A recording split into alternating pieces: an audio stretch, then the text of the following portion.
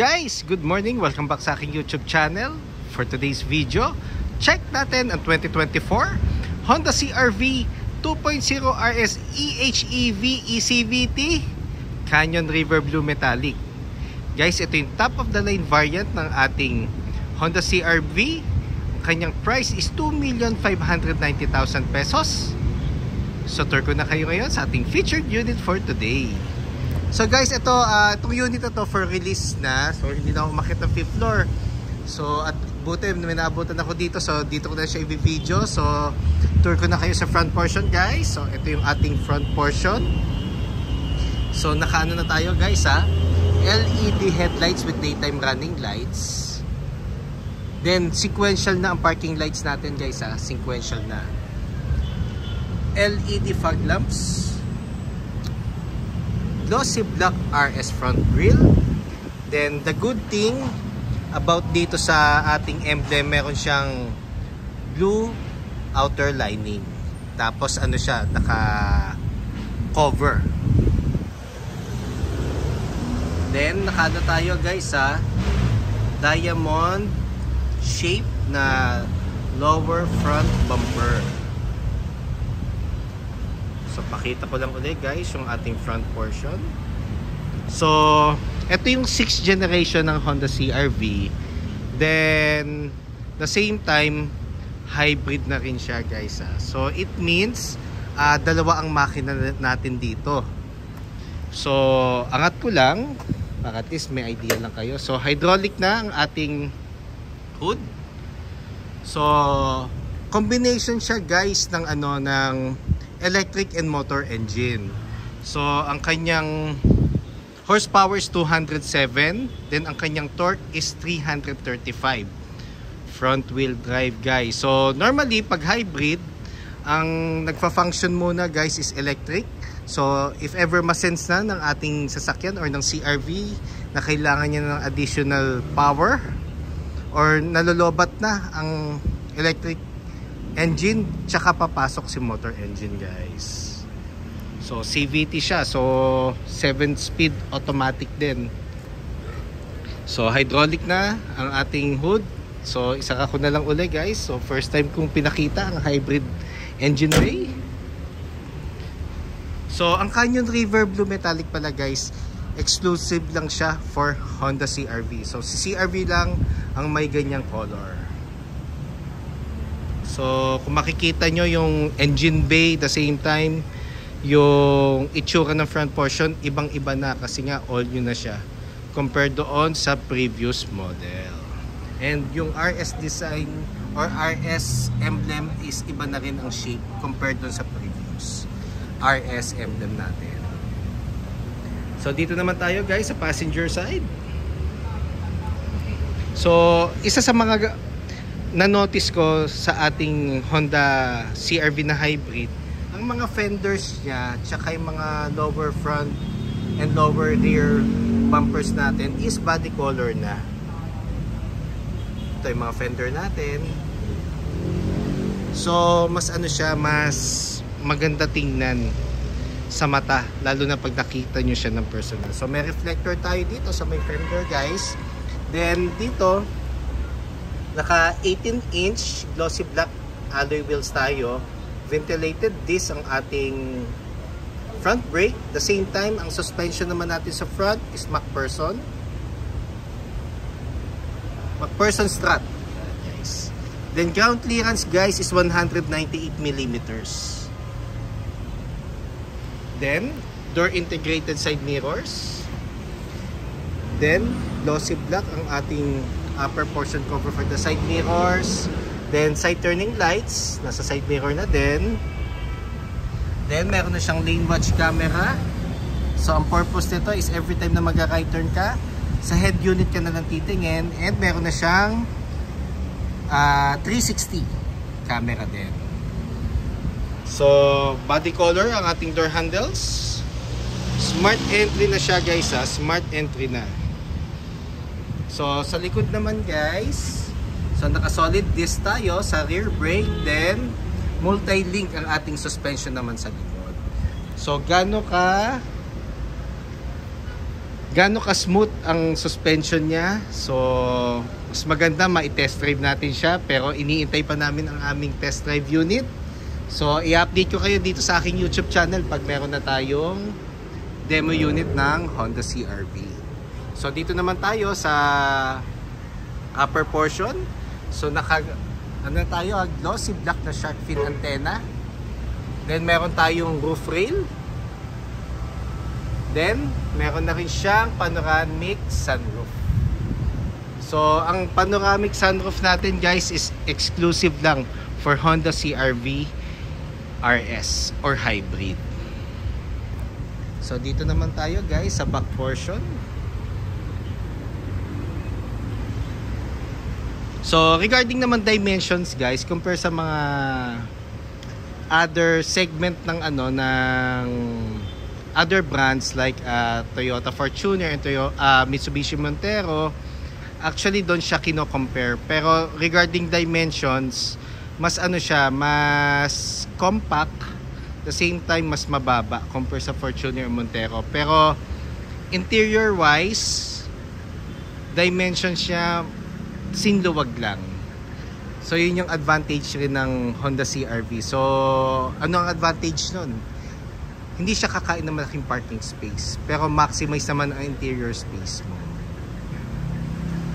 So dito naman tayo guys sa taillight. So ang taillight ni CR-V kahit sa mga first gen natin is vertical na talaga. Yun na yung pinaka signature position ng ating taillights. LED na siya guys. Then meron tayong glossy black na tailgate spoiler. Then, meron tayong RS and EHEV emblem. Then, reverse camera, CR-V emblem, and 4-eye backup sensor.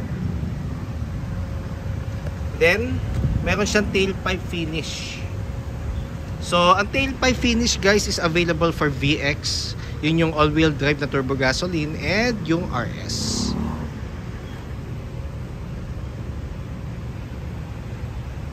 So, buksan ko lang guys ang ating tailgate. So, power tailgate na siya guys The same time, ano na rin siya, hands-free assist na tailgate. So, it means, pagdala mo yung smart key, sa swipe mo na yung paa mo sa ilalim ng rear bumper, automatic mag-o-open siya and magpo-close.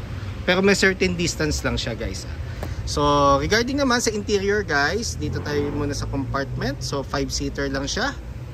So, ito yung compartment space natin for the hybrid. Then, for hybrid guys, wala siyang spare tire. So, ano lang siya, tire inflator and sealant. Normally, yun na kasi yung pinopromote ng ng mga car manufacturers within other countries. So, ina-adapt na natin siya. Then, dalawa ang baterya nito guys, yung hybrid which is 8 years ang warranty. Then yung normal battery natin na nasa engine bay. Then, ang ceiling natin guys is black kasi syempre RS variant to Pakita ko lang ulit. So, saka muna natin tailgate. So, dito naman tayo sa passenger side. So, regarding naman, fuel tank capacity is 57 liters. So, mas maganda guys, higher octane. So, normally mga 93, 95. Pero meron naman tayong reminder dito na 91 unleaded fuel only. So, kung higher octane, kung ano yung preferred nyo, pwede naman. So dito naman tayo sa door panel for the second row. So ano siya, urethane texture with glossy black and chrome accent. So meron din tayo dito na leather with red stitches. Normally dito sa armrest ng door panel natin. Then ang texture ng ating seats is genuine leather, tapos ventilated na ang seats natin with red stitches. Then meron tayong armrest with cup holders. Then sa middle section guys, meron aircon vent, then may dalawang charging ports na type C. Then nandito ang ating ilaw. So normally ito yung pinaka dome light niya, medyo nausod ng konti kasi meron tayong panoramic sunroof. So touch na rin siya, which is LED na. Yan. So upo lang ako guys para makita nyo kung gaano kaluwag ang ating Honda CR-V. Yan. So very spacious ang ating legroom. At the same time, headroom natin guys is mataas din.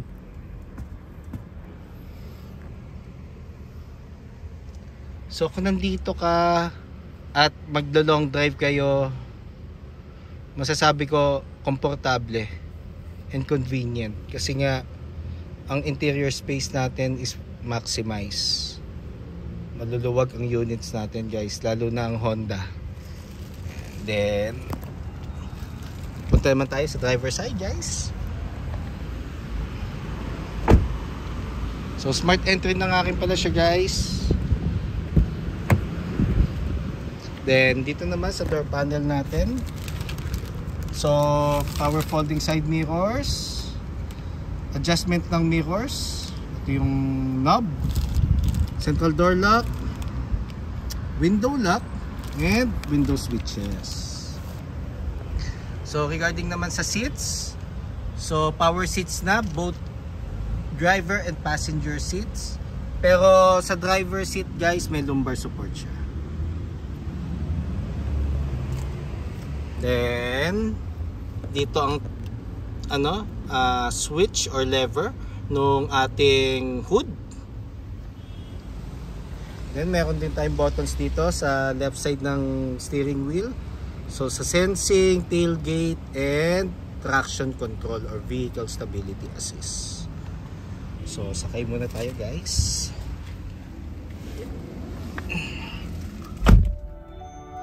So pag ang smart key dala natin and nasa loob na siya at sinara na natin ang windows, yun ang magiging welcome display ng ating panel. So try ko lang muna i-start guys ha.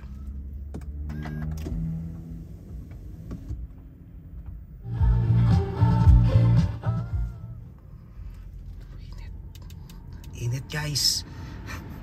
Yeah, so full digital panel na guys ang ating panel. Then regarding naman sa steering wheel, nakaano na tayo, leatherette cover with red stitches. Paddle shift, minus and plus. Then audio control with hands-free telephone assist, and for the Honda sensing and cruise control. Then for the headlights and fog lamps. Then for the wipers, then tilt and telescopic ang adjustment ng ating steering wheel. It means pwede mo siyang i-forward papunta sa iyo or back, then down and up. Depende kung saan ka convenient. So pag nakita mo na ang pinaka driving position ng steering wheel mo, ito yung lock niya. Then nakaano na tayo at touchscreen audio unit with wireless Apple CarPlay and Android Auto. Ready. Then boss na ang sound system natin guys for the RS variant or hybrid. Then aircon vent natin may similarity sa Honda Civic. So honeycomb na ang aircon ventilation natin. Then ang ating dashboard guys is glossy black sa upper portion hanggang dito sa baba with accent of chrome. So para sa akin malinis ang dashboard at saka ang lakas ng dating. Hindi dahil taga Honda ako, pero dahil yun yung pinaka-design niya. So, nagko-complement yung pinaka-ano natin, yung pinaka-dashboard natin sa Honda CR-V. Then, aircon buttons natin is, kumbaga, meron siyang knob. So, ito yung fan. Then, dual zone air conditioning. Pwedeng adjust in both sides. Then, power outlet. Then, meron tayong Type-C na for charging ng phone and USB port. Wireless charger port. Shift knob natin is leather with red stitches. Then meron tayong park, reverse, neutral, drive, and sports mode. Then drive mode, guys. So meron siyang sport, normal, and econ.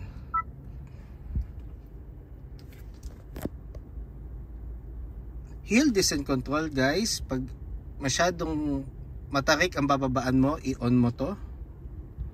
So, ang ginagawa nito, nagsa-self-adjust yung CR-V para bumagal ang ikot ng gulong kahit hindi ka na gumamit ng preno. Then, electronic park brake.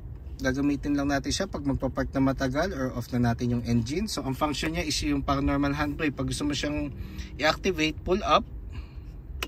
Then, pag gusto mo siyang i-release, press down naman. Brake hold, ito ang magiging handbrake natin pag stop and go tayo sa traffic. So, sorry guys, B pala to. So, it means braking. Normally, ang B, ginagamit siya pag pa-downhill, isi-shift mo siya pa B, para mag-charge yung electric engine ng Honda CR-V. Tapos, meron tayong 2 cup holders. Then, armrest na malaki, na leather na. Ang texture, console box.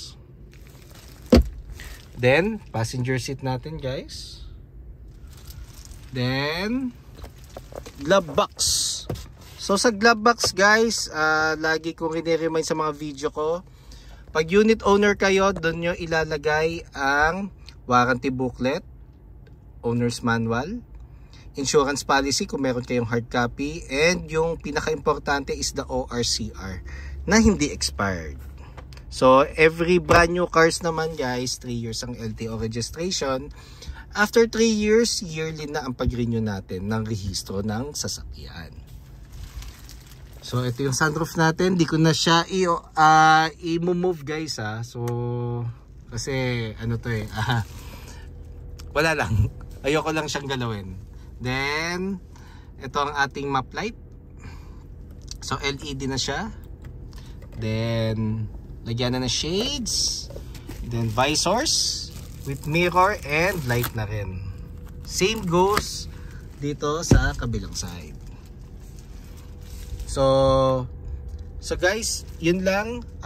And ang PMS nga pala ni Honda, guys, ang advantage siya compare with other brands, twice a year ka lang magpapa-PMS. Every 6 months or 10,000 kilometers. So mas mas time consuming. The same time, ang dealership namin nag-offer ng pick up and deliver ng service just in case na napaka-hectic ng schedule nyo and yun na ang unit nyo for PMS. So, iwan ko ang aking contact details, guys, sa description box. So, if ever you have concerns regarding low down payments, cash discounts, or even low parts inquiry and service appointment, or even bank display sa aming bank partners, don't hesitate to call or text 0906-386-8937 or visit me at 141 Quezon Avenue, Quezon City, and look for me, Ross Oliver Cruz, ang inyong friendly sales executive here at Honda Cars Quezon City, providing a hassle-free transaction to all customers since 2016. Looking forward to meet you here, guys, and kindly subscribe na nga rin pala sa aking YouTube channel para maging updated sa mga susunod na videos. Yun lang, guys. Thank you and God bless.